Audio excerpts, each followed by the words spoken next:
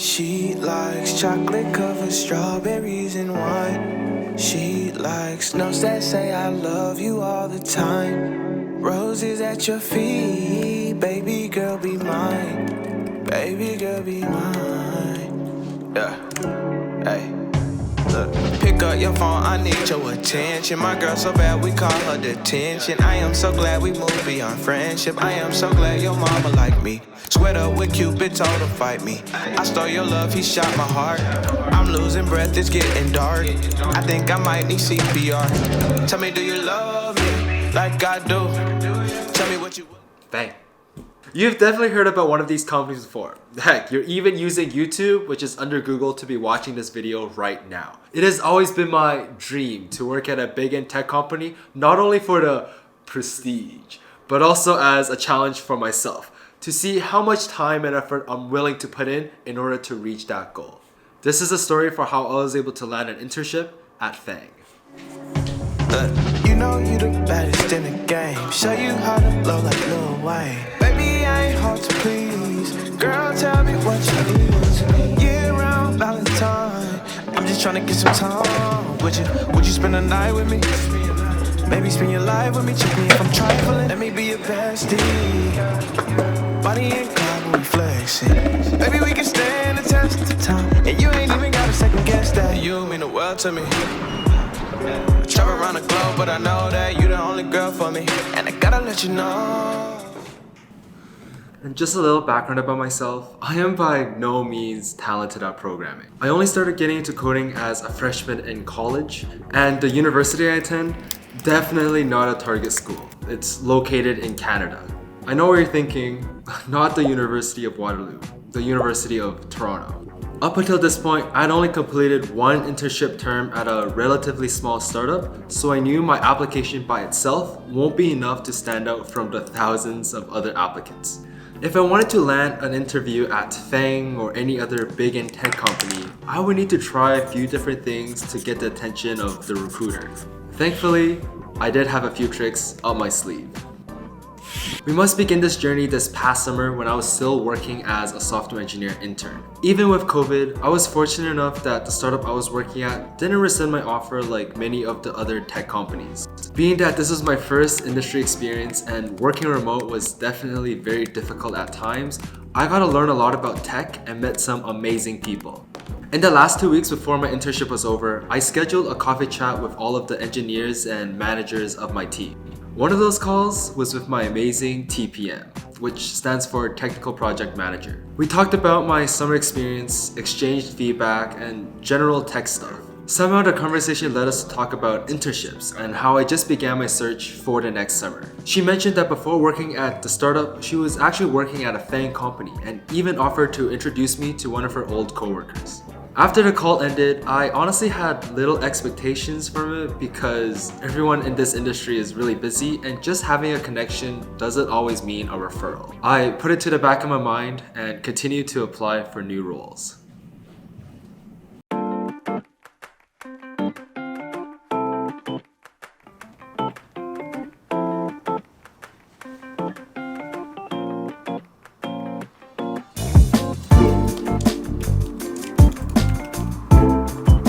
If you guys checked out the video for how I got the internship at the startup, you would know that I began my process in November, which is very late to begin job hunting. However, this time, I was ready. I began reviewing Leetcode in June and even sent out my first applications in mid-July. In perfect condition to get interviews from big tech companies. On top of that, I now have a smoking hot industry experience on my resume, which I didn't have before. Right off the bat, I thought that getting interviews was going to be a lot easier than the previous year. In early August, I got online assessments from Databricks and Robinhood almost immediately after I applied. Being that I started reviewing Leetcode so early on, I successfully passed this first screen and moved on to the interview stage. After doing some interviews, I made it to the final round with both companies and got rejected from both companies. I kind of knew I would fail the Databricks interview just based on the interviewer's tone, and I didn't really understand what the question was asking for. I was really hoping to get Robinhood though, because it's a fast-moving startup, and I thought I did pretty decent on the interviews. But sometimes your best is just not good enough. This just shows how competitive internships are. On top of having a clear explanation for your code, you must implement a near-perfect algorithm with the best time and space complexity. Companies, especially startups, can easily reject you, as they can choose from hundreds of other applicants who might just have even a marginally better solution. But yeah, that rejection really stung. I brushed it off pretty quickly because I thought it was this easy to get interviews from these two top tech companies. I would have no problem getting interviews from other places as well.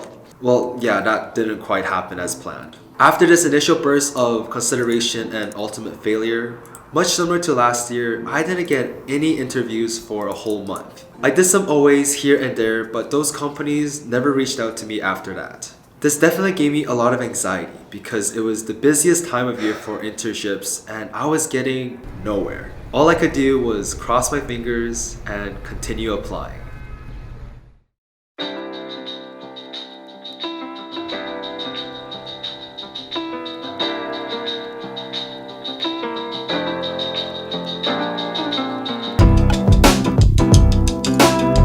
Like an angel descending from the sky, in late September, I got a LinkedIn message notification. Hey Kev, as promised, introing you to a FAANG engineer. I had completely forgotten about the talk I had with my TPM, as it was almost a month and a half ago, but she really pulled through for me. I responded with a quick intro about myself and set up a coffee chat with the engineer. I was pumped. I had never spoken to a FAANG engineer in my life, and to set up a coffee chat with someone who worked at my dream company was completely insane for me to think about. So I hopped on a Zoom call at the time specified. 5 minutes passed, 10 minutes passed, 15. I don't know why this keeps happening to me, but the man never showed up. Thankfully, he responded an hour later and apologized for missing a call and was even nice enough to open up his schedule to have it on the following day. Time for round 2. And this time, he showed up. I talked to him about my experience and he told me what it was like to work at FAANG. Then at the end is the moment we've all been waiting for. As we were about to end the call, I squeezed out the words I wanted to say. Would you be willing to give me a referral? Yeah, sure, no problem. And just like that, I got a referral to my dream company. Yes! After a month of no responses from recruiters, I felt like I was finally getting somewhere. Little did I know, the path I was on wouldn't be so easy.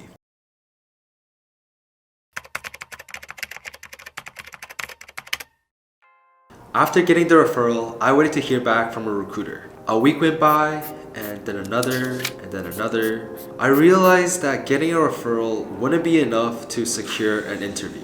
The engineer also warned me about this. Because the applicant pool is so saturated, recruiters don't really look at referrals for the internship position. I was back on square one. Then in mid-October, a recruiter reached out to me. A recruiter from Intel. It was also kind of sketchy because I don't really remember applying.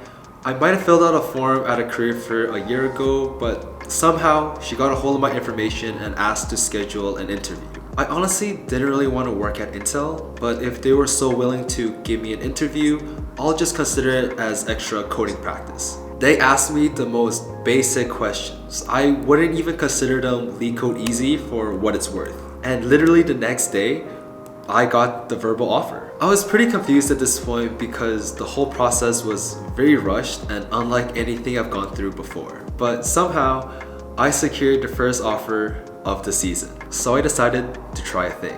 I was watching some Jomatech and came across this video about negotiating to a 300,000 job offer. Not something I want to do as an intern, but there was one key takeaway from that video.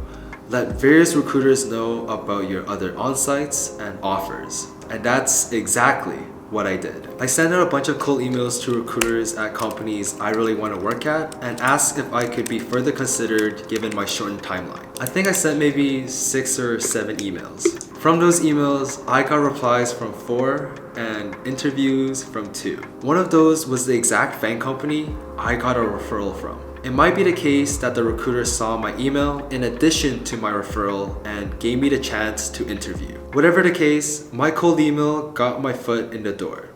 It was time to grind.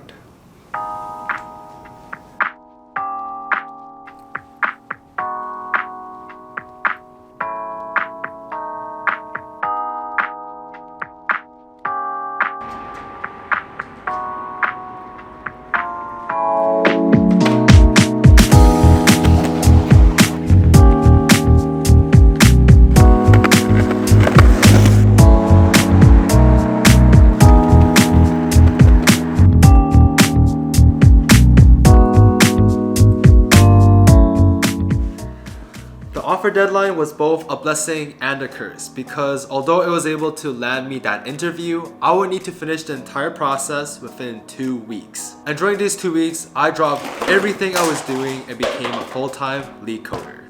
From the moment I was awake till the time I went to bed, I grinded that shit.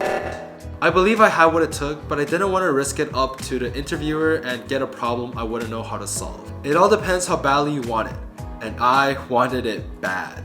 I focused on problems that were asked most often and reviewed topics I was rusty with, such as backtracking and binary search. I definitely clocked in at least 6 hours per day and even more depending on whether I was stuck on a Leetcode hard problem. Over 2 weeks, I'd completed roughly 10 questions per day for a total of 154 questions. I would also do a mock interview with my friend every night to incrementally improve my communication skills. And when I say I dropped everything, I deadass mean I dropped everything. You see, mid-October just so happens to be midterm season as well. And the 2 midterms I had during this period, let's just say they are not my proudest moments. Well, enough of the preparation, let's talk about the actual interviews. The night before the interview was always filled with anxiety as I would go over the algorithms again and again in my head before I would finally fall asleep. And like I said, sometimes it really just comes down to how well you prepared and a bit of luck. Because for my first interview, I got asked a Leetcode hard. I literally started internally screaming at this point because it was similar to a question I had done in the past, but I haven't reviewed it recently. Thankfully, my brain went on overdrive and correctly remembered how to do the DFS solution, so I successfully passed the first interview. For the second interview, I absolutely lucked out because I got asked an easy medium question that I completed recently. I honestly couldn't contain my excitement as I explained my thoughts and implemented my algorithm. After completing that interview, I basically knew I had done it. It went really well, and I don't know if there was ever a point where I messed up enough to get rejected. To confirm my suspicions, I got an email from the recruiter a couple of days later and got that FAANG internship offer. The recruitment season is stressful for everyone, and that's especially true for this year as a lot of companies either decrease spots or remove the internship program altogether. I'm gonna say it here first. Getting a top tech internship is difficult, but it's nowhere near impossible. Like I said, I come from a background of a non-target school and I only started coding in college. All it takes is how dedicated you are and what you believe you can achieve. I hope this video gave you some insight on how to tackle the internship hunt. If you have any questions, please leave it in the comments down below. I'll try to answer as many as I can. And as always, I'll talk to you guys next time. This is America. Don't catch you slipping now. Don't catch you slipping now.